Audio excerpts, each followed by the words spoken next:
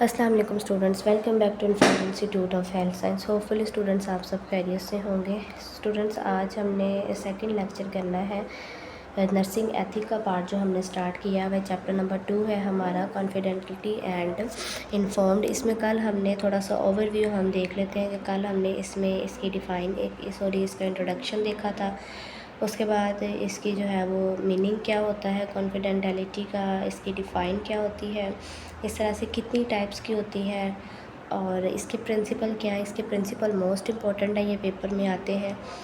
इसके साथ हमने देखा था कि इन्फॉर्म्ड कंसेंट क्या होता है, जिसमें हम जो है ना वो पेशेंट के साइन लेने से पहले उसको पूरे प्रोसीजर से जो है ना वो गाइड करते हैं। ठीक है, अब आज का हमारा जो टॉपिक है वो है इम्पॉर्टेंट प्रिंसिपल। इसके हमने इन्फॉर्म्ड के करने हैं।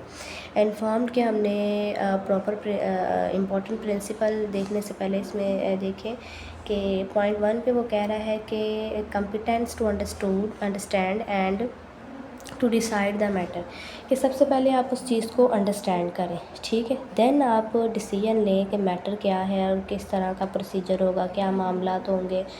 उसके बाद वो कह रहा है कि voluntary decision making by the person who gives constant. Next वो कह रहा है कि disclosure of material information that is explain in constant. यानी सबसे पहले ना हमने जब भी एक पेशेंट का कोई भी प्रोसीजर वगैरह स्टार्ट करना होता है ना, तो ये हमारी ज़िम्मेदारी होती है कि हमने उसको प्रॉपरली एक्सप्लेन करना होता है। हमने उसको हर तरह की जो है ना वो इन्फॉर्मेशन मटेरियल उसको देना होता है, ताकि पेशेंट हमारा जो है ना वो सेटिस्फाई हो। जब तक पेशेंट हमारा सेटिस्फाई नहीं होगा, हमारा काम कभी भी नहीं होगा। ठीक है, recommendation of the plan in the consent, हमने जो है ना उसको प्लान रेकमेंड करना है। Comprehension term and condition in the consent, हमने जो है ना वो उसको हर तरह की इन्फॉर्मेशन दे देनी है। Explain the risk and benefit in form of the informed consent, यानी जो भी काम वगैरह हमने करना है, जो भी प्रोसीजर वगैरह करना है, हमने उसको जो है ना वो उसके रिस्क फैक्टर्स भी बता देने हैं और इसका बेनिफिट भी हमने बता देना है कि इस तरह से आपने काम करना है और इस तरह से आपका ये प्रोसीजर होगा। इस तरह से करके जो भी इसमें टाइप्स वगैरह होंगे ना वो सारा। अब नेक्स्ट आगे आ गया टाइप्स ऑफ इन्फॉर्म्ड कंसेंट। इसकी कितनी टाइप्स है। सबसे पहले वो कह रहा है कि इसकी कितनी 2 टाइप होती है। एक होता है ऑरली काम और दूसरा होता है रिटन। ऑरली यानी हम जो है ना वो पेशेंट से बात कर रहे होते हैं, oral constant follow. Written constant को ये चीज़ फॉलो कर रही होती है। फिर अगर हम रिटन की बात करें तो उसमें ये चीज़ आती होती है कि प्रिंटेड लीगल डॉक्यूमेंट, प्रिंट की फॉर्म में डॉक्यूमेंट होते हैं, लिखी हुई बात होती है। ठीक है, नेक्स्ट वो कह रहा है कि the detail of the treatment, reason for the treatment, risk and benefit of the treatment and the agreement of the treatment bye the patient. यानी जो रिटन फॉर्म में जो एग्रीमेंट साइन किया जाता है उसमें क्या क्या होता है कि हर चीज़ की डिटेल होती है। ट्रीटमेंट किस चीज़ के लिए, क्या रीज़न है, क्यों ट्रीटमेंट किया जाता है, क्या उसके रिस्क है, उसका फ़ायदा क्या होगा, बेनिफिट क्या होगा, ट्रीटमेंट के लिए पेशेंट एग्री हुआ है या नहीं हुआ।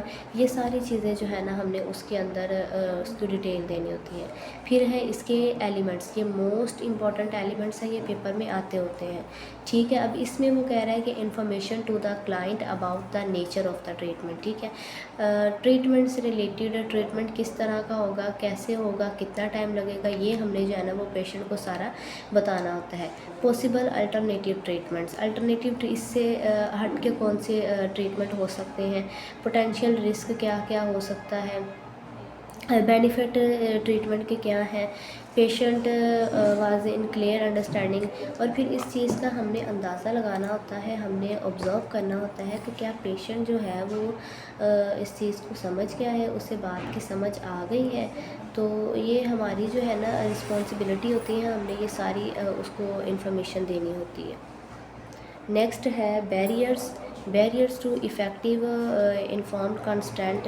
There are following some of the barrier to effective informed consent. इसमें हमने देखना होता है कि एजुकेशन लेवल क्या है पेशेंट का।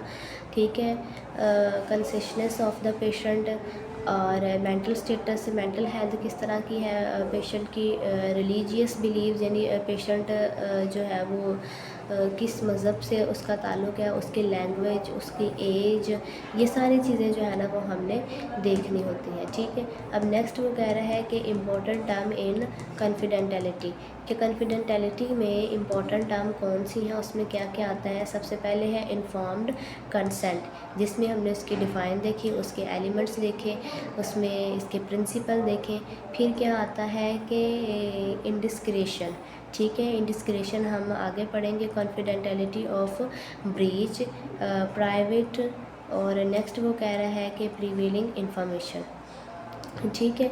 अब ये थोड़ा सा ना स्टूडेंट मिस्टेक हो गया है स्लाइड में, इसको आप थोड़ा सा मैनेज कर लीजिएगा, अपने पास लिख लीजिएगा। ये टॉपिक का नेम है roles of the nurse in getting informed constant sign. मैं दोबारा रिपीट कर देती हूँ, roles of the nurse in getting informed constant sign, ठीक है। अब इसमें सबसे पहले वो क्या कहना चाह रहा है कि honour should recognise the purpose and needed of the treatment and to get the signature accordingly.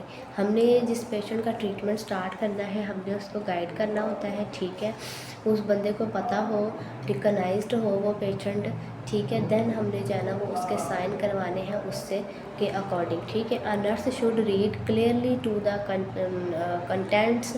एक नर्स जो है उसको चाहिए कि वो क्लियरली इस चीज़ को रीड करे, ठीक है, of the informed constant and explain it to the patient in simple language. यानी जो भी प्रोसीजर होगा, जिस तरह से होगा, कितना टाइम लगेगा, उसको सिंपली आपने जो है ना वो पेशेंट के साथ एक्सप्लेन करना होता है, उसको बताना होता है, और उसकी जो है ना वो परेशानी को हमने रिलीज़ करना होता है, दूर करना होता है, ठीक है।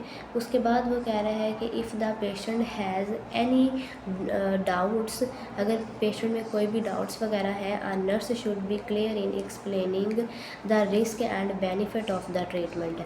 अगर पेशेंट को कोई डाउट वगैरह है, आपने उसको सारा कुछ गाइड किया, फिर भी वो सेटिस्फाई नहीं हो रहा, कोई डाउट है उसे, तो आपने दोबारा उसको एक्सप्लेन करना है, ठीक है। दोबारा उसके रिस्क फैक्टर्स भी बताने हैं, उसके बेनिफिट भी बताने हैं, और ट्रीटमेंट भी बताना है, ठीक है।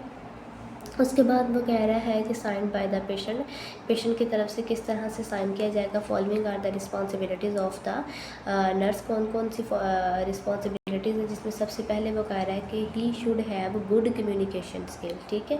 कम्युनिकेशन स्किल्स उसकी बहुत अच्छी होंगी।